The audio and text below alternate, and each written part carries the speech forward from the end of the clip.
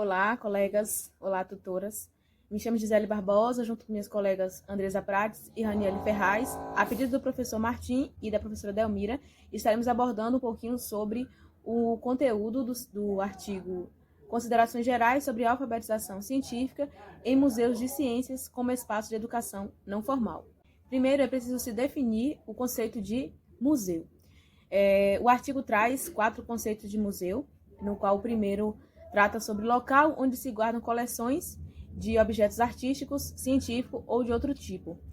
O segundo conceito traz como instituição sem fins lucrativos, aberta ao público, cuja finalidade consiste na aquisição, conservação, estudo e exposição dos objetos. O terceiro conceito trata como local onde são expostos objetos, curiosidades que podem atrair o interesse do público para fins turísticos. O quarto conceito traz como edifício ou local para o estudo de ciências, letras, humanidades e artes liberais. Mas nesses 4 conceitos, nós podemos observar que 2 conceitos também não são mencionados e que costumam ser eixos determinantes nos museus modernos e principalmente nos museus de ciências, que são os conceitos de educação e divulgação. Além do mais, poderia se questionar, no caso das ciências, que nome seria apropriado para este museu, para referir a esses espaços que se proliferou em todo o mundo nos últimos anos. Alguns países fora, como no caso da Espanha, recebem nomes diferentes, né? Temos a Casa de las Ciências, Parque de las Ciências, Espaço de las Ciências. Em Paris tem o Palácio de la Couve, acredito que é assim que se fala. E tem também no São Francisco o Espaço de la Exploration. São inúmeros museus que recebem outros nomes. Falando agora sobre os tipos de situações educativas. Do ponto de vista da psicologia educacional, nos é ensinado que existem 3 tipos de situações educativas, na qual são a educação formal, a educação não formal e a educação informal. Antes de abordar esses 3 tipos de educação, é bom sempre conceituar, né, a educação, no qual o próprio artigo já conceitua como a comunicação organizada e sustentada, projetada para produzir aprendizado. Com isso, o primeiro tipo de educação aqui dito é a educação formal, no qual acontece na própria escola. O sistema educacional altamente institucionalizado, graduado cronologicamente e estrutura hierarquicamente estruturada, que se estende desde os primeiros anos do ensino fundamental até os últimos anos na universidade. Nós temos também a educação não formal, que já é, no caso, a educação fora da escola. Esse tipo de educação pode ser conceituado como todas as atividades educacionais organizadas, realizadas fora do âmbito do sistema oficial para facilitar certo tipo de aprendizagem para subgrupos, particularidades da população, adultos e crianças. Esse tipo de educação, ela não é organizada e estruturada, porque se assim fosse, seria classificada como educação formal, projetada para um público-alvo identificado, organizada para alcançar um conjunto específico de objetivos de aprendizagem e não é institucionalizado, realizado fora do sistema educacional, como já foi dito. Falando agora sobre a educação formal, esse é um processo que dura toda a vida e no qual as pessoas adquirem e acumulam conhecimentos, habilidades, atitudes e maneiras de discernimento através de suas experiências cotidianas e sua relação com o meio ambiente, como é citado por Trilla em 1993. Esse tipo de educação informal ele é conhecido como a escola da vida, a voz da experiência. Você aprende algo novo a cada dia, você aprende com outras pessoas, é classificado como a educação informal. Museus de ciência e situações educativas. Valeria agora a pena considerar a questão do enquadramento dos museus de ciência como instituições educacionais dentro de um dos 3 tipos de educação que já foram enunciadas.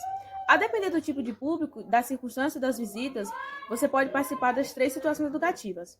Assim, para um visitante ocasional, daqueles que praticam o que poderíamos chamar de turismo cultural, onde as pessoas conseguem aprender e conhecer um pouco da história através desses museus de ciência. Educação e divulgação. Estabelecidos os 3 tipos de educação possíveis, dentro deles, poderemos falar sobre o primeiro objetivo, no qual é a disseminação do conhecimento. Esse objetivo é fundamental da divulgação científica para dar conhecimento de forma fácil e acessível os avanços em qualquer um dos ramos da ciência. A ideia orientadora é de que os não especialistas possam ser informados e ter uma ideia de compreensão clara da importância dos avanços científicos e tecnológicos e das consequências do uso, desuso e mau uso desse conhecimento na vida diária. Funções da divulgação científica. A divulgação de mensagens científicas é uma atividade comunicativa que, em termos gerais, são cumpridas as seguintes funções. A primeira é a função de informação, que traz uma linguagem especializada para uma ideia mais compreensível. A segunda é a função educacional. Especialmente em países pobres, o processo de educação e de divulgação científica pode se tornar um dos complementos importantes do sistema educacional formal. A função social é onde ciência e sociedade devem se aproximar. Função cultural, onde é articulada no trabalho por preservação e enriquecimento da própria cultura. Função econômica, relação entre ciência, tecnologia e setor produtivo. Por fim, a função política e ideológica, onde a atividade científica não é uma atividade ideologicamente neutra. O uso do museu para fins educacionais. O chamado Grupo de Pesquisas em Educação e Museu da Universidade de Quebec em Montreal realizou uma série de trabalhos de investigação desde 1981, fruto do qual passaram a desenvolver um modelo de utilização dos museus com fins educativos, promovendo a colaboração entre escola e museu. É um modelo baseado na abordagem de um objeto museográfico a partir de 3 perspectivas: interrogatório, observação e apropriação, como a gente já pode estar observando na tabela. Essas são articuladas em um processo de pesquisa, formulação de perguntas, coleta de dados, análise e síntese, que são realizadas em 3 etapas sucessivas: preparação, realização e prolongamento, ou como está traduzido aí, extensão. E em 2 espaços, escola e museu. Podemos esquematizar da seguinte forma da tabela. A grande vantagem desse modelo está na união do museu e da escola no mesmo processo educacional. Não opõe as 2 instituições, mas aproxima-as. Nessa imagem abaixo, a gente pode ver a implementação dessa abordagem pedagógica levou os membros do GRAIN para questionar o triângulo pedagógico proposto pelo professor Reinaldo Legendre no ano de 1983. Bom, dando continuidade, o museu como situação educativa. Em um museu, o objeto designa, em primeiro lugar, todo o material preservado e exposto. O museu é um lugar educativo no sentido amplo da apreensão, embora um lugar não formal ou informal para o qual nos mantemos o elemento do meio. No museu, as funções do agente são exercidas pelo educador ou um guia, acompanhante de grupo, como um professor. No modelo sistemático de Legendre, a relação de aprendizagem designa a relação entre o objeto e um sujeito que leva a uma aquisição de conhecimento ou desenvolvimento de habilidades ou atitudes. No museu, a relação estabelecida entre o visitante e o objeto também pode incluir elementos objetivos, estética ou imaginação, ou imaginários. Por esse motivo, substitui a expressão relação de apropriação por relação de aprendizagem. Tipos de apropriação. O museu ele contribui para a aquisição de conhecimento em alunos de diferentes níveis de educação, do jardim de infância até a faculdade. Então, uma atividade educativa desenvolvida no museu permite e estimula a aprendizagem de várias ordens ao nível cognitivo. Em suma, informações, conceitos, habilidades, interesses, são muitos outros benefícios que o aluno pode obter com uma visita ao museu. O processo de apropriação do museu, o desenvolvimento do hemisfério cérebro direito. A essa altura, podemos nos perguntar o que a escola faz para desenvolver a emoção criativa e estimular a imaginação dos alunos. A aprendizagem não deve se limitar à memorização de fatos e acontecimentos. Implica também o desenvolvimento de habilidades intelectuais numerosas, a estimulação, efetividade e da emoção. A este sentido, qual poderia ser a contribuição do museu em seu trabalho dedicado ao ensino em relação ao desenvolvimento de hemisfério direito do cérebro? Raquel Desorre aponta que, no ensino tradicional, são sobretudo os recursos do hemisfério esquerdo articulado na transmissão de conhecimento objetivo e no pensamento crítico, aqueles que são colocados no jogo. Então, para que o aluno se desenvolva de forma otimizada, é preciso estimular suas aptidões no meio da imaginação, intuição, criatividade e emoção. O processo de apropriação de um museu, a síntese. O museu ele reúne, preserva, expõe vestígios materiais da ação do homem no universo. Esses vestígios assumem a forma de obra de arte, objetos usuais, construções, entre outros. No museu, você procede primeiro por síntese, antes de proceder à análise. Você não pode dizer ou ler tudo de uma vez ao mesmo tempo. Devemos proceder por etapas, apresentar as partes uma a outra antes de acessar tudo. Então, o museu ele favorece um processo de aprendizagem inverso ao da escola. Por isso, é importante que a escola se abra à colaboração com o museu para desenvolver no aluno uma aprendizagem hóstica da realidade. O processo de apropriação no museu, a diversidade de ponto de vista. O conhecimento de um objeto não requer uma ordem precisa. Pode, questionar-se sobre sua forma, sua utilidade, suas cores e seus significados. O processo de apropriação do museu, o questionamento. O objeto exposto tem todas as respostas para as perguntas que desperta o aluno visitante. Apropriar-se deles não se trata de memorizá-los, mas saber questionar. A prática do museu favorece o questionamento, depois busca e, por fim, a crítica das respostas obtidas. Respostas variadas são formuladas de acordo com a direção da pergunta, a utilidade, a forma e a cor do objeto. O processo de apropriação no museu, desenvolvimento do senso crítico.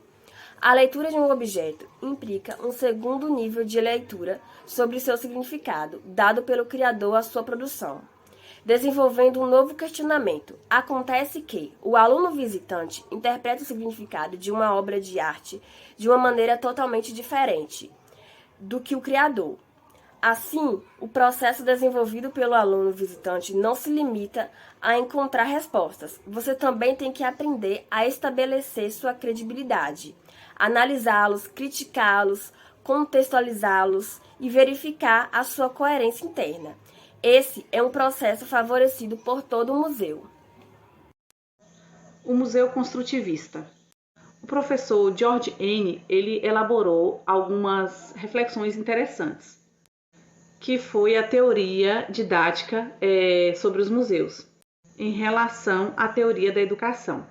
Nisso consiste a teoria do conhecimento, que é o conhecimento independente de aprender e conhecimento conhecido na mente do aluno.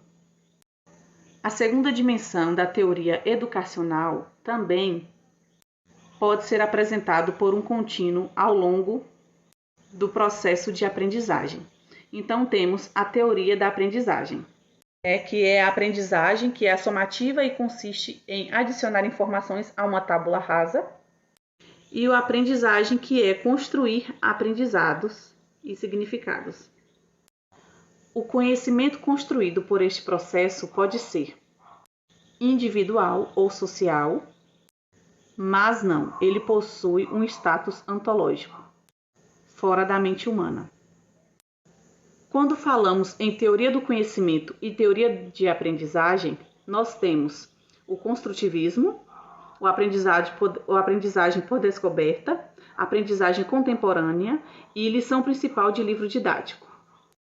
Então, podemos ver que o conhecimento existe fora do que se aprende. Existe o aprendizado de passo somativo, tem aquele que aprende e constrói conhecimento, e tem aquele que todo conhecimento é construído pelo que se aprende. Postulados educativos construtivistas aplicados ao museu. Os postulados educacionais indicam acima que podem ser aplicados aos museus para qualquer consideração de aprendizagem. Vou explicar um pouco sobre o museu sistemático, que tem o museu sistemático, museu metódico, museu construtivista e o museu da descoberta. No museu metódico existe a aprendizagem de comportamental. No museu construtivista, o construtivismo. No museu descoberta existe a aprendizagem de descoberta. Já no museu sistemático, a lição mestre e o livro didático, que é o tradicional. Com isso, podemos ver que o aprendizado gradual analisado é fora da mente. E o aluno, ele constrói conhecimento a partir da experiência ou de ideias inatas. Então, podemos ver que o realismo, o conhecimento, existe independentemente do aluno. Então, quais são as características do museu construtivista?